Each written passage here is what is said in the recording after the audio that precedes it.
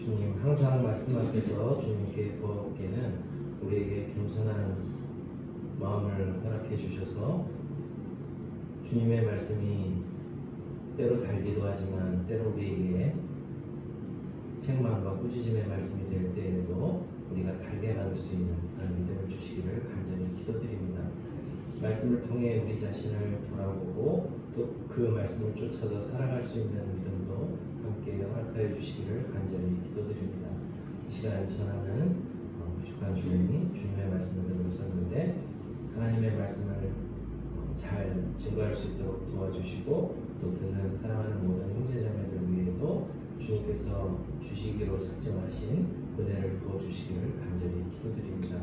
우리 주 예수 그리스도의 이름으로 기도드렸습니다. 아멘.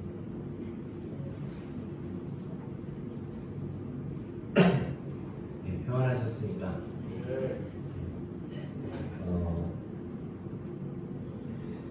우리 백 목사님께서 말씀을 전하실 때나 또 제가 이렇게 간혹가다 한 번씩 서서 말씀을 전할 때 항상 성경 구절을 적어놓은 거 이상으로 이야기할 때가 많이 있습니다. 이유가 뭘까요? 두 가지 정도 생각해 볼 수 있는데요. 하나는 우선 주보에 본문을 실을 만한 공간이 충분치 않습니다. 그러니까 그 공간을 생각해야 돼서 본문을 좀 적어야 되고, 그 다음에는 그 본문만이 중요한 게 아니라 이 앞뒤로 있는 소위 문맥이라고 하죠. 어떠한 정황 속에서 이러한 이야기들이 나왔고 또 어떻게 전개되어 가는가, 이런 것들이 중요하기 때문에 가장 주보에 소개된 그 본문 이상의 이야기를 하게 되는 것 같습니다. 오늘 주보에 보면 횡하니 두 구절만 적어놨지만 17장 1절부터 19장 27절까지 어떠한 이야기가 나오는지 말씀을 드리려고 합니다. 그보다 더 넓게 누가복음에서 이 24장으로 기록된 누가복음에서 9장 51절부터 19장 27절까지 이 단락이 매우 중요합니다. 물론 그 성경 전체가 누가복음에서 1장부터 24장까지 다 소중한 하나님의 말씀이지만 특별히 이 부분은 우리에게 어떤 의미가 있는가 하면 바로 이 부분이 예수님께서 십자가를 지기 위해서 이 예루살렘으로 올라가시는, 학자들이 붙인 별명으로는 예루살렘으로의 여행 단락이라고 부르는 부분이 9장 51절부터 19장 27절까지입니다.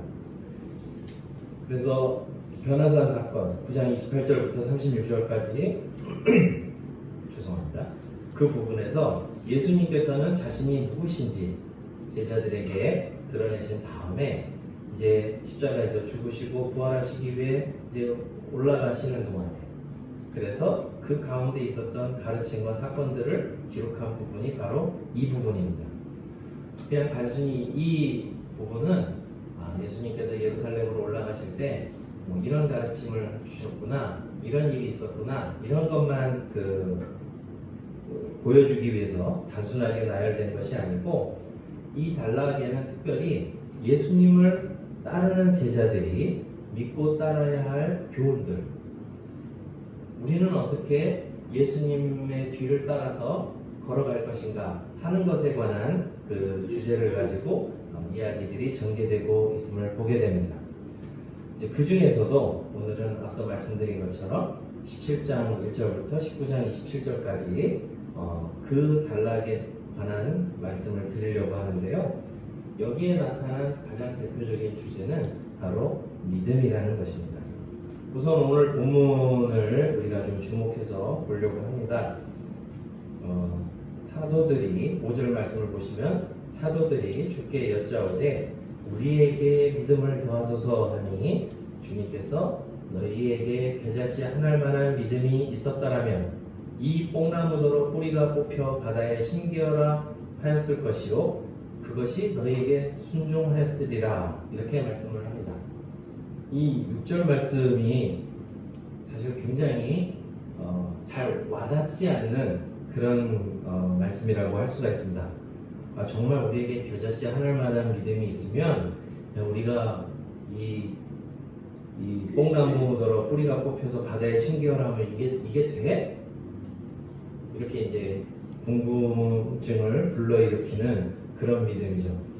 그런 본문이죠. 그런데 이 부분이 이제 뭐 다른 복음서에서는 이제 산으로 옮기는 이야기도 나오고, 그래서 우리가 믿음만 있으면 산도 옮기고 뽕나무도 옮기고 다 할 수 있겠구나, 이렇게 생각할 수가 있습니다. 그런데 여기에는 우리가 조금 우리 문화권에서 이해하기 힘든 내용이 하나가 있습니다. 그게 뭐냐면 이 6절 본문인데요. 너희에게 겨자씨 한 알만한 믿음이 있었더라면 뭐뭐 했을 것이다, 이런 말이죠. 뭐뭐 한다면 뭐뭐 할 것이다. 이 표현을 이제 보통 조건문이라고 합니다. 어떤 조건이 되면 이렇게 되겠지라고 하는 그런 것을 표현할 때 쓰는 것이 조건문인데요. 문제는 이제 우리는 한글을 사용하기 때문에 우리가 보통 이런 것은 이야기를 하는 어떤 정황 속에서 파악을 하는데, 이게 이제 글로 기록이 되다 보니까 파악하기가 어렵죠. 신약 성경이 기록된 헬라어에서는 이 조건문이 신약 성경에는 보통 한 4가지 정도가 주로 많이 사용이 됩니다. 그래서 신학생들이 이제 골머리 터지게 공부하면서 뭐 제1 조건문, 제2 조건문, 제3 조건문, 제4 조건문 이렇게 배우는데요. 이거는 사실 이제 주일 아침에 우리에게 그다지 크게 중요한 것은 아니고요. 이 본문이 바로 제2 조건문에 해당한다. 근데 뭐 그것도 그렇게 큰 의미는 없고, 언제 쓰이는 조건문이냐, 이게 더 중요한 거겠죠. 이것은 이 비현실적 현재 조건을 나타내는 조건문으로 충고나 온건한 꾸짖음, 질책 등에 사용되는 조건문입니다. 이게 무슨 말인가? 간단하게 예를 들면 여러분들 쉽게 이해가 되실 거예요. 어떤 자녀를 키우는 부모님이 있는데 자녀가 한참 게임에 빠져서 살아요. 그러면 이제 부모님은 속이 터지죠. 그러면 흔히들 하는 얘기가 뭐라고 합니까? 네가 공부를 그렇게 해서 봐라. 네가 공부를 그렇게 했으면 서울대를 갔겠다 라고 말하는 이 표현 방식, 이게 제2 조건문입니다. 그러니까는 뭐 실제 공부를 그렇게 해서 서울대를 갈지 안 갈지 사실 모르는 거예요. 그렇죠? 부모님의 강조점은 어디 있어요? 게임을 그만하고 공부 좀 열심히 해라, 여기에 있는 거예요. 그렇죠? 공부를 열심히 해도 못 가는 경우도 많아요. 그래서 원래 네가 공부를 그렇게 하면 서울대 갔겠다라고 했을 때에 이 서울대 갔겠다는 사실 그다지 큰 관심사가 아니고, 지금 부모님의 입장에서 가장 중요한 거는 네가 공부를 좀 열심히 해라, 게임을 끊어라, 여기에 관심이 있는 거죠. 이게 같은 조건문 양식이라는 거예요. 그러면은 이제 본문이 어떻게 보이십니까? 주님께 우리에게 믿음을 더하소서 그랬더니 주님께서 겨자씨 하나만큼 믿음이 있어 봐라 라고 말씀하시는 지금 그 장면이라는 것이죠. 그러면 정말 뽕나무도 뽑혀서 바다에 신기었겠다, 지금 그런 뉘앙스라는 겁니다. 이해되시죠? 그러니까 제자들은 예수님을 향해서 주님 우리에게 믿음을 더하소서 하고 거창하게, 근데 믿음을 더한다라는 표현이 뭐겠어요? 마치 믿음이 좀 있고 거기에 뭘 좀 더해 주셔야 될 것 같은 것처럼 이야기를 했더니만 겨자씨 하나만큼만 믿음이 있어 봐라 라고 지금 주님께서 말씀하고 계신다라는 것입니다. 그래서 우리가 이 구절을 자꾸 오해해가지고 우리에게 겨자씨만한 믿음이 있으면 이거 산도 한번 옮겨보자, 뽕나무도 한번 던져서 바다를 어떻게 좀 해보자, 이런 생각을 가지시면 안 된다는 거예요. 우리에게 믿음이 없구나. 지금 우리 주님께서 그걸 책망하고 계시는구나. 이것을 우리가 이해할 필요가 있습니다. 그러면 사실 제자들이 예수님을 향해서 우리에게 믿음을 더해 주십시오라고 말씀을 드렸는데 그게 뭐 잘못된 요구는 아니지 않습니까? 근데 왜 예수님께서 이렇게 제자들을 향해서 꾸짖듯이 훈계를 하고 계실까요? 이래서 문맥이 중요한 겁니다. 그 앞에 무슨 얘기가 나왔죠? 17장 1절부터 4절까지 어떤 얘기가 등장하냐면 예수님께서 실족하게 하는 것이 없을 수는 없으나 그렇게 하는 자에게는 화로다. 그가 이 작은 자 중에 하나를 실족하게 하면 차라리 연자맷돌이 그 목에 매어 바다에 던져지는 것이 나으리라. 너희는 스스로 조심하라. 만일 내 형제가 죄를 범하거든 경고하고 회개하거든 용서해라.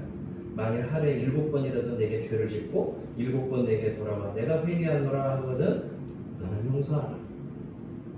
이렇게 말씀하시죠. 그랬더니 이 요구가 예수님의 말씀이 이거 부담스러운데 라고 느꼈던 것이죠. 누군가를 끊임없이 용서한다는 것. 내 행동이 내 말이 누군가를 실족해서 믿음에 떠나게 해서 야 이거 누가 하나 걸려 자빠지면 내게 이렇게 큰 벌이 온다는 이 사실이 제자들에게는 굉장히 두려웠던 것이죠. 주님 이런 일을 하려면 우리가 좀 뭔가 더 믿음이 필요하겠는데요 라고 제자들이 예수님께 말씀드렸고 예수님께서 무슨 소리 그건 다 니들이 겨자씨 하나만큼도 믿음이 없어서 지금 그러고 있는 거야. 정말 믿음이 있다면 이 말씀 행할 수 있어 라고 예수님께서 말씀하고 계신다는 것입니다. 여러분들은 어떻게 생각하십니까? 예수님의 이 요구가 정말 이거 어려운데? 라고 생각이 됩니까? 근데 사실 이게 우리에게 많은 생각을 던져주는 것이 믿는 사람들은 끊임없이 누군가를 용서해야 되는 그런 그 명령을 예수님께 받고 있는데 용서해 주는 것이 말처럼 쉽지 않습니다. 왜냐하면 우리에게는 뒤끝이라는 것이 있기 때문에 뒤끝이라는 것도 있고 그 다음에 내가 용서를 해주다가는 끊임없이 용서를 해주다가는 나만 손해보고 호구되는 느낌을 받을 수도 있습니다. 그래서 우리 마음속에는 이런 마음도 일어나요. 그러다가 저 사람 괜히 우리가 곁길로 빠지게 하는 거지. 계속 쉽게 용서해 주다 보면 쟤는 저게 당연한 줄로 알고 살 텐데. 그래서 쉬운 용서는 범죄를 더 장려하는 것이 아닌가 이런 생각도 하게 되고요. 나는 용서해 주질 않아가지고 나는 용서해 주다가 내 속은 타들어가는데 쟤는 금방 희희낙낙거리고 사는 거 생각하면 분노할 수 있잖아요. 그럼 또 다시 스멀스멀 그때 용서해 주지 말 걸 그랬다. 뭐 이런 마음이 들지 않겠습니까? 그러니까 사실은 제자들도 이게 쉽다고 느끼질 않았던 것이고 이걸 하려면 예수님 정말 우리에게 큰 믿음을 주셔야겠네요. 이렇게 요청했던 것이죠. 그리고 예수님께서는 바로 이 모든 것들이 겨자씨 하늘만큼도 믿음이 없기 때문에 벌어진 일이다. 그리고 나서 나오는 이야기들은 그러면 어떠한 이야기들이 전개가 되겠습니까? 정말 우리에게 겨자씨 하늘만한 믿음이 있다면 우리에게 진짜 믿음이 조금이라도 있다면 어떠한 삶을 살고 어떠한 모습으로 그것들이 표현되겠지 하는 이야기들이 전개되지 않겠습니까? 그런데 막상 읽어보면 이제 그 다음에 나오는 이야기들은 뭐 딱히 그렇게 그 믿음과 상관없는 것처럼 보이는 얘기들이 나옵니다. 그 다음 이야기가 어떤 이야기가 나오죠?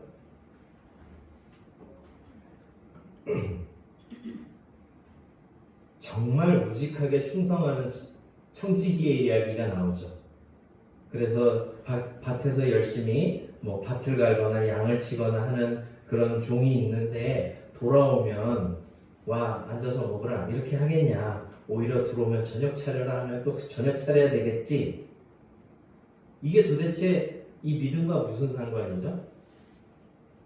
근데 여기서 아셔야 될 것은 이 본문에서 믿음이 언급되고 있지는 않더라도 이 이야기는 분명히 믿음과 관련된 이야기입니다. 왜냐하면 그 앞부분에도 사실은 용서에 관한 얘기도 믿음이 직접 언급이 되어 있지는 않지만 제자들은 듣자마자 이거는 믿음과 관련된 이야기라고 생각을 했잖아요. 그러면 뒤 이야기도 꼭 믿음이 직접 언급이 안 됐다 할지라도 바로 이 믿음과 관련된 이야기고 문맥상 예수님께서 겨자씨 하나만한 믿음이 있으면 이런 일이 벌어졌겠지라고 하셨는데 그 다음에 뚝 잘라서 전혀 다른 이야기로 넘어가지는 않을 것 아닙니까? 그러다 보면 바로 믿음이 있다면 우리가 보이는 태도가 무엇인가 하는 게 바로 그 다음 이야기라는 거예요. 그 다음 이야기가 결국은 뭐겠어요? 믿음이 있다면 묵묵히 실천한다는 것이죠. 믿음이 있으면 묵묵히 실천할 뿐입니다. 그 다음에는 무슨 이야기가 나옵니까? 그 다음에는 나병 환자 10명의 이야기가 나오죠. 근데 이제 여기서는 예수님께서 단순히 감사에 관한 이야기만이 아니라는 것을 나중에 마지막 부분에 이야기하시죠. 그에게 이르시되 일어나 가라. 내 믿음이 너를 구원하였다. 그러면은 이 10명 중에 나병 환자 10명 중에 한 명만 믿음이 있었고 9명은 믿음이 없었나요? 우리가 생각하기에는 9명도 그다지 믿음이 아예 없었던 것 같지는 않아요. 왜냐하면 이 사람들은 예수님께 나와서 예수 선생님이여 우리를 불쌍히 여기소서 하고 13절에서 예수님을 향해서 외쳤더니 예수님께서 보시고 이르시되 가서 제사장들에게 너희 몸을 보이라 하셨더니 그들이 가다가 깨끗함을 받았어요. 우리가 이 행동만 보더라도 예수님 말씀을 듣고 갔다라는 거는 알 수 있잖아요. 우리는 이 정도만 있어도 믿음이 있다고 생각하잖아요. 근데 한 사람이 돌아와서 감사를 표현했고 예수님께서는 그 사람을 향해서 내 믿음이 너를 구원했다라고 말씀을 하고 계신 거죠. 결국 여기서 예수님은 계속해서 믿음에 대해서 쭉 이야기를 하고 계신다는 것을 우리가 알 수가 있는 것입니다. 특별히 예수님께서 칭찬하신 이 믿음은 뭐겠어요?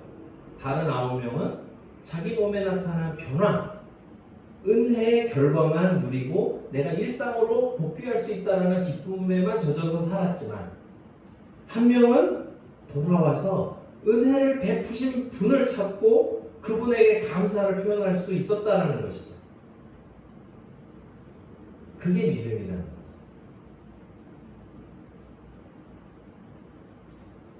그 다음 이야기는 어떤 것이 나오죠? 그러고 보니까 제가 표를 3개를 준비해 왔는데 오늘 목사님께서 이미 이제 전체 단톡방에 보내주셨고 아마 여기도 있지 않을까 싶은데 하여튼 알아서 찾아서 보시면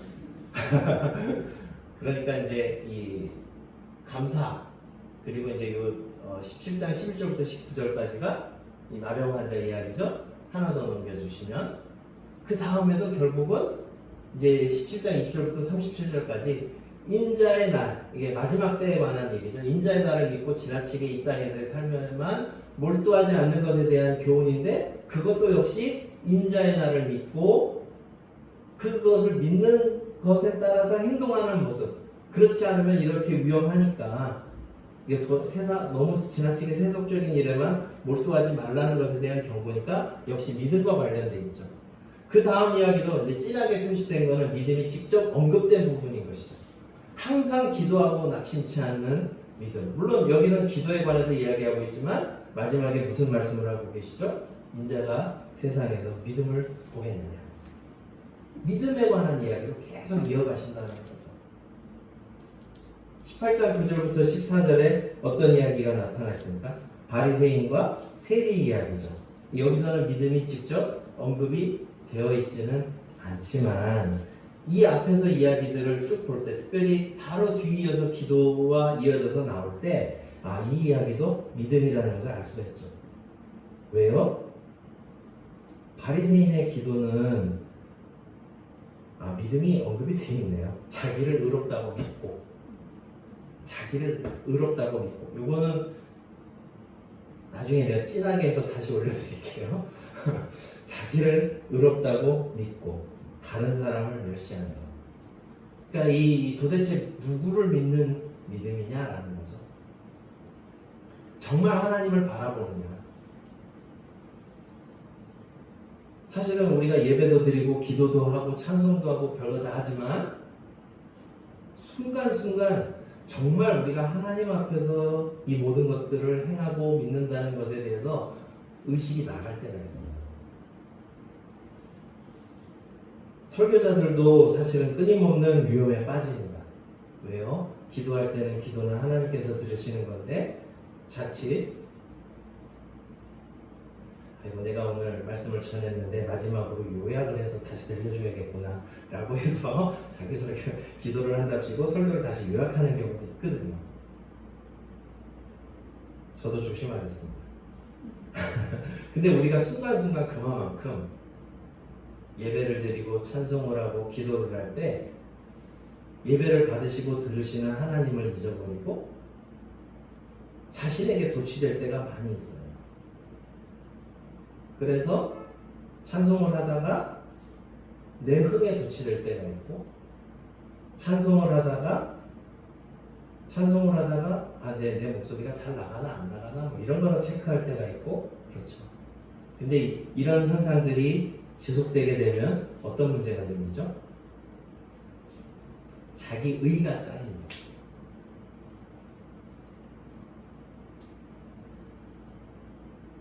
그 다음 이야기도 결국은 믿음에 관한 이야기입니다. 어린아이와 같은 하나님 나라를 받아들이는 믿음 혹은 하나님 나라를 어린아이와 같이 받아들이는 믿음. 그 다음에 또 어떤 이야기가 나오죠? 재물보다 하나님 나라에 더 가치를 두는 믿음에 관한 얘기가 나오죠. 자, 여기는 왜 색깔을 넣었냐면 한 부자 청년이 예수님께 나와가지고 내가 어떻게 해야 영생을 상속할 수 있겠습니까? 라고 이야기를 하죠. 나는 이 계명 저 계명 다 지켰는데요. 아 그래? 그러면은 예수님께서 말씀하시죠. 네가 한 가지 부족한 게 있는데 내게 있는 것을 다 팔아 가난한 자들에게 나눠주라. 그리하면 하늘에서 내게 보화가 있으리라. 그리고 와서 나를 따르라. 그랬더니 그때 와서는 하나님 나라를 내가 어떻게 상속할 수 있겠습니까? 라고 물었던 사람이 하나님 나라를 상속한다는데 자신의 땅의 재물에 지나치게 집착을 해가지고 심히 근심하면서 결국 결단을 못하는 모습을 보게 되죠. 근데 신기한 건 요거 딱 대조를 이루는 부분이 뭐죠? 19장 1절부터 10절까지 삭개의 이야기죠. 내가 하나님 나라의 잔치에 받아들여졌다는 그 사실에 예수님께서 넌 좀 팔아야겠다, 뭐 또 돈이 많다 이런 얘기 안 했는데 자기가 알아서 사실 이 사람은 뭐 다도 아니고 그냥 내가 생각할 때 이게 어쨌든 합당하겠다 생각하는 건 되나. 어쨌든 예수님께서 우선 이 사람이 한 말을 보시죠. 19장 8절에 삭개오가 서서 주께 여짜오되 주여 보시옵소서 내 소유의 절반을 가난한 자들에게 주겠사오며 만일 누구의 것을 속여 빼앗은 일 있으면 네 갑절이나 갚겠나이다. 사실 뭐 다 팔고 뭐 그런 얘기는 없잖아요. 부자한테는 그럼 왜 다 팔라고 말씀하셨을까요? 네? 네, 앞에서 지가 큰 소리를 뻥 쳤잖아요. 내가 하나님 나라를 상속하려면 어떻게 하겠습니까? 너무 거만하게. 예수님도 같이 세게 말씀하셨죠. 진짜 믿어? 진짜 상속하기를 원해? 다 팔아봐. 네. 삭개오는 그냥 자기 알아서 조절했잖아요. 알아서 조절했는데 왜 너는 다 판다는 소리를 안 하니? 뭐 이렇게 묻지는 않으시잖아요.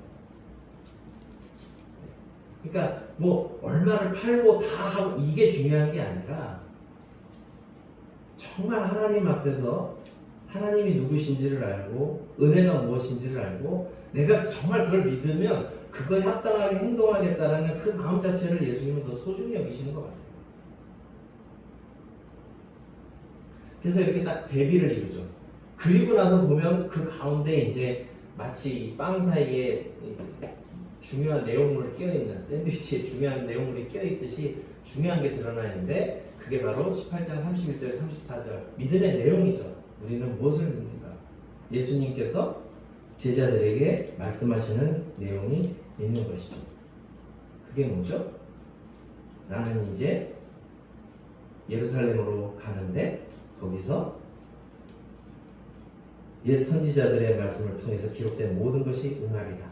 인자가 이방인들에게 넘겨져 희롱을 당하고 능욕을 당하고 침뱉음을 당하겠으며 그들은 채찍질하고 그를 죽일 것이니 그는 3일 만에 살아나리라. 우리 믿음에 관한 내용이 진술되고 있죠.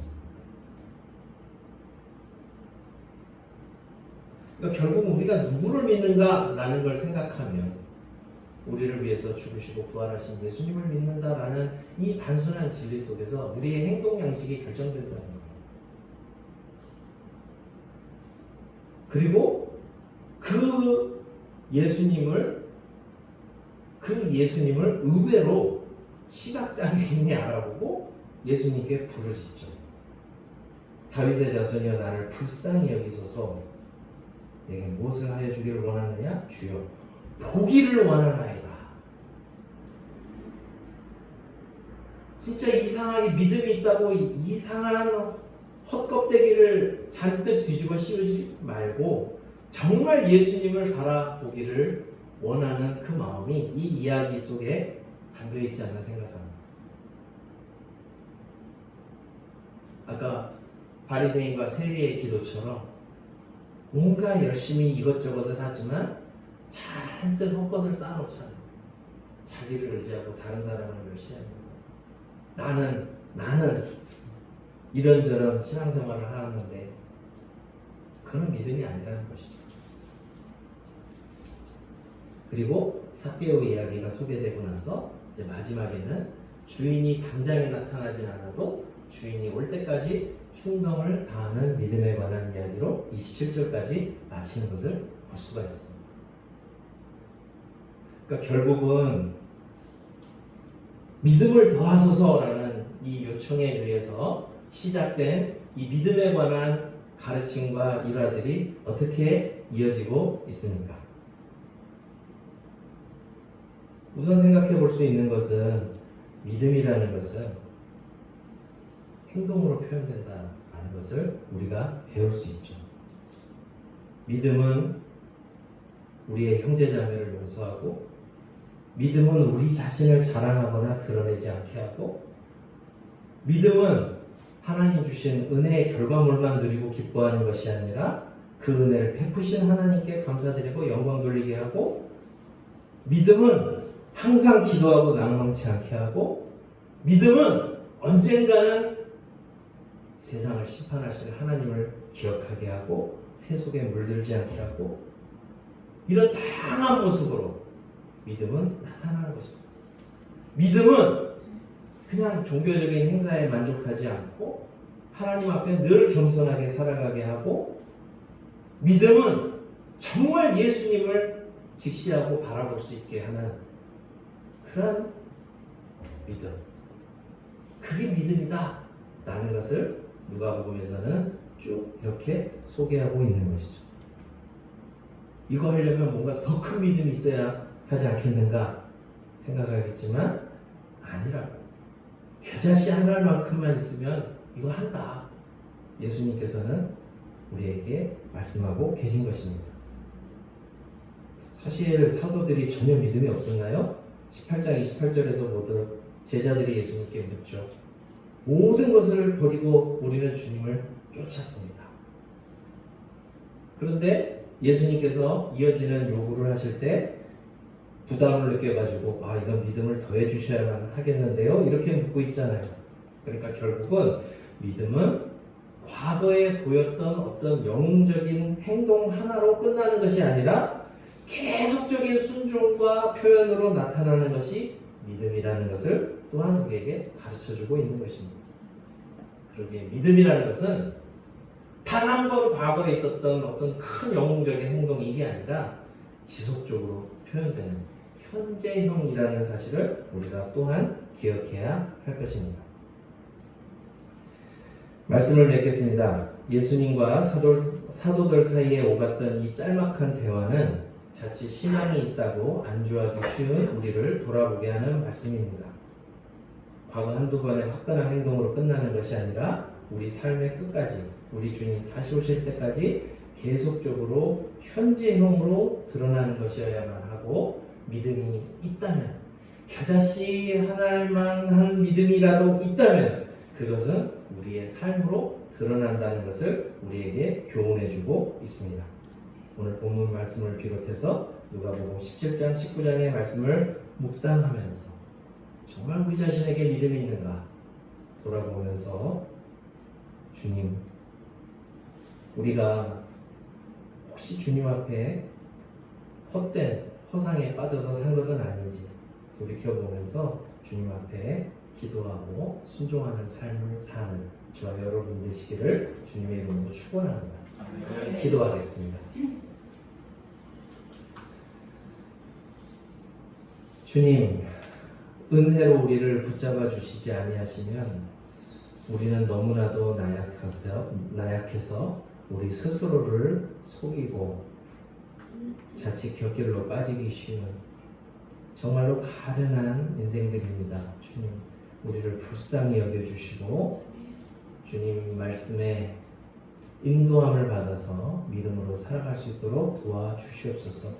우리 주 예수 그리스도의 이름으로 기도드렸습니다. 아멘.